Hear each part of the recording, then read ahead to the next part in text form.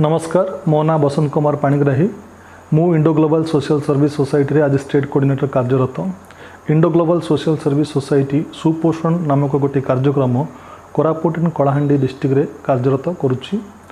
एही कार्यक्रम रे आमे गत किछि दिन हैला एही कार्यक्रम रो स्टाफ आउ किछि स्वेच्छासेवी वॉलंटियर भाई और भौणी माननकु PLA उपरे ट्रेनिंग प्रोवाइड करूछु। ट्रेनिंग दिया जाउछि এই रंगापदर कैंपस रे सेवा जगतर यही PLA मान होची पार्टिसिपेटरी लर्निंग एंड एक्शन जहाँकि आम ओडिया रे कहबा सहभागी शिक्षा और कार्य।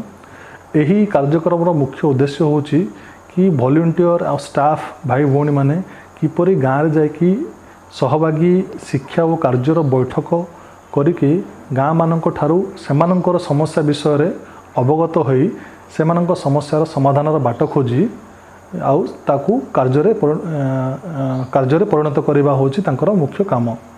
तो सेथिपाई मीन्स यही प्रकार 3 दिनिया PLA ट्रेनिंग प्रोग्राम ऑर्गेनाइज करा जायछि। आउ आगो को मध्य आमे चाहूछु कि एई भले ट्रेनिंग प्रोग्राम ऑर्गेनाइज करी स्टाफ और वॉलंटियर मान दक्षता वृद्धि करी कार्यक्रम को आगो को बढ़ाई नबु। समस्त को स्वागत जणाउछे। तो आमे जो कथा होतले PLA रो जो प्रथम बैठक से प्रथम बैठक को आमे केमती भाव अभ्यास करिबा सेटा को आमे आरंभ करिबा। तो आरंभ करिबा पूर्वरु आम साथी रे अछंती साहू सार जे कि ए IGSS कार्यक्रम को आगो को बढ़ाउचंती तांको सहित मध्य बसंत सार भी अछंती। तेणु आमे मीटिंग करिया पूर्वरु मो अनुरोध करिबे साहू सार को जो हमर सुपोषण कार्यक्रम आरंभ होईছে आमर ए जिले रे। तो से कार्यक्रम संबंध रे बा तार उद्देश्य बा लक्ष्य संबंध रे बा तार कौन कौन कार्यक्रम रही एटा को आगु को नवा पई विशेष भाव रे आम मानकर जो माने आमे माने एठी अछंती हमर कौन भूमिका रही से संबंध रे सम्यक धारणा देबे। समस्त को नमस्कार। जो सुपोषण कार्यक्रम रे आपण माने एठी 2 दिन हला प्रशिक्षण होचंदी। आज तृतीय दिन सुपोषण कार्यक्रम आमर IGSS रु 8टा राज्य रे 1000 गाँव रे लक्षे परिवार सहित चलची। आर मुख्य उद्देश्य है कि जो 5 वर्ष पर्यंत शिशु अच्छंती कुपोषित शिशु आउ जो माँ माने अच्छंती 15 वर्ष रु किशोरी माँ 45 वर्ष पर्यंत सेमानकर जो कुपोषण अच्छी ताकू केमिति टिके दूर करा जाई परिबो। डाइट डाइवर्सिटी केमिति एतिरे बढ़िबो एतिरे हमर केमिति वाश सैनिटेशन ड्रिंकिंग वाटर ताकू भी लिंक करा जिवो। प्लस लाइवलीहुड केमिति जीविका डाइवर्सिफिकेशन हबो सी रहिछि। नेचुरल रिसोर्स मैनेजमेंट एग्रीकल्चर जल जंगल जो रहिछि ताकू भी केमिति हम एतिरे जोड़िबा ताकू नेकरी आज जो 3 दिन पर्यंत PLA प्रशिक्षण होउछि।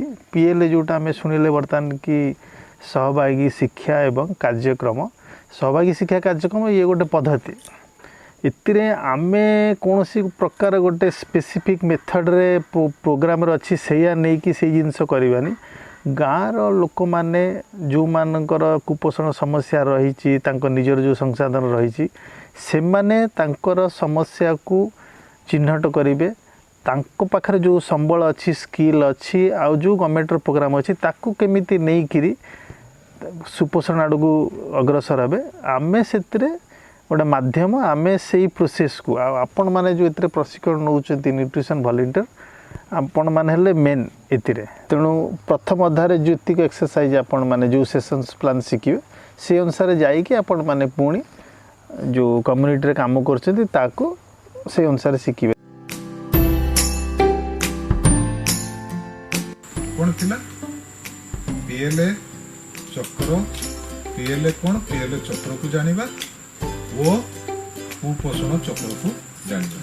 गोटे लाइन सला आज विषय मिसके आगु जीवा जदि आम गाँव रे किछि लोक पछकु रहि जाइछन्ती ओ परिस्थिति नै पछकु रहिछन्ती से परिस्थिति को आमको चिन्हट करिया पड़ियो आ किए से परिस्थिति रे पछुआ अछन ताको चिन्हट करी आगामी दिन रे ताको पई सामूहिक योजना तैयारी करिया सेमाने मध्य आगरे थिबा 3 जनक साथी रे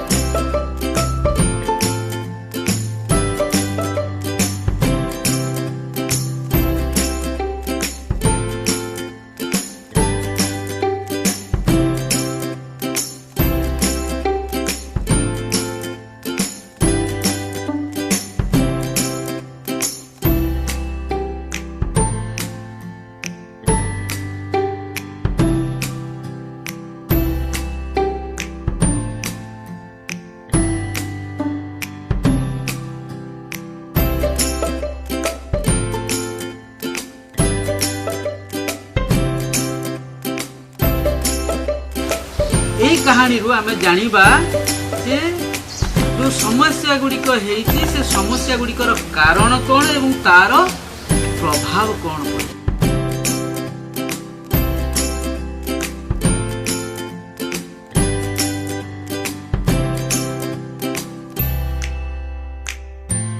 गढ़िबा सुनार देश आलोकर शिखा आमे जाली देवा अंधार जीव दूरे ज्ञान विज्ञान बाधा मोर पहुँचीब घरे घरे जाति धर्म वर्ण धनी की गरीब नुहे आम परिचय